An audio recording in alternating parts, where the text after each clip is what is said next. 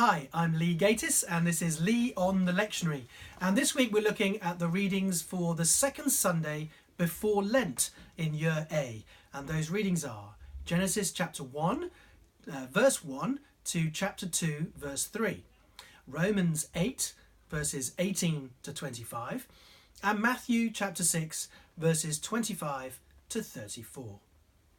This Sunday's readings preach the good news that God works to provide for both creation and new creation, so that we may patiently strive to please him. The opening chapter of the Bible is a magnificent exposition of creation, and perhaps the most commented on chapter in the whole Bible.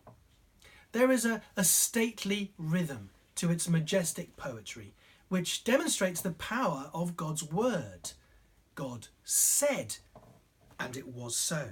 He said, and it was so. God shaped and filled the master craftsman before resting from his completed work on the seventh day. He laboured to provide a hallowed creation pronounced very good, which was fully stocked with every good thing for his glory and our good. Of his human image bearers, it is said that he assigned them a task and gave them what they needed to fulfill it and to thrive. His gracious initiative created, commissioned, and equipped. In Romans chapter 8, we hear about the eager expectations of this creation after the devastation of the fall and its subjection to futility. If the first creation was glorious, well, how much more the glory that is to come?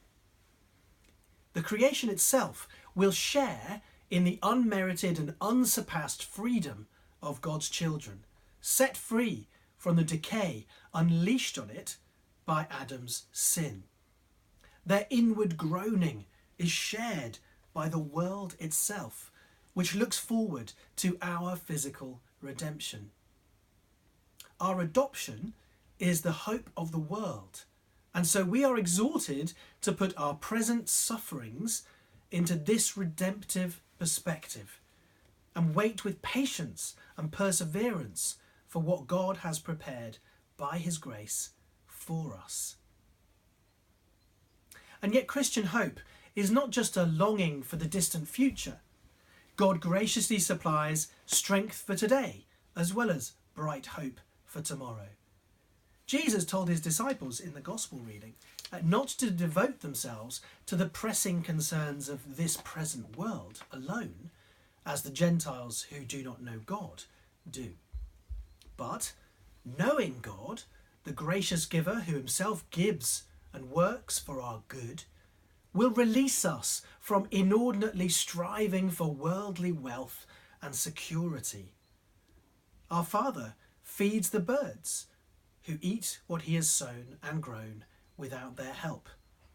We are more valuable in his sight, the pinnacle of his creation, so we can trust that he will lavish no less care on our daily well-being, though he provides for our need, not for our greed. Jesus calls us not to worry or to stress, but to daily look to God. The flowers of the field do not go shopping for their decoration, and yet Solomon's meretricious glory pales next to their abundant testimony to the beauty and generosity of their Maker. They are temporary, fragile and fleeting, while we are endued with the inestimable benefit of an immortal soul and a divine commission. Surely he will not leave us without what is requisite and necessary to fulfill our calling. These will not be withheld from those who, regardless of how tiny their faith is, strive to please God and seek after his kingdom and his righteousness. So, ironically, our readings this week urge us not to worry about tomorrow, but to look to the ultimate future, a glorious hope that our Father has prepared through the suffering of his Son, for our glorification and our ultimate satisfaction. Give thanks to the Lord, for he is gracious, for his mercy endures forever, redeeming and leading his people and providing for all his creatures. Amen.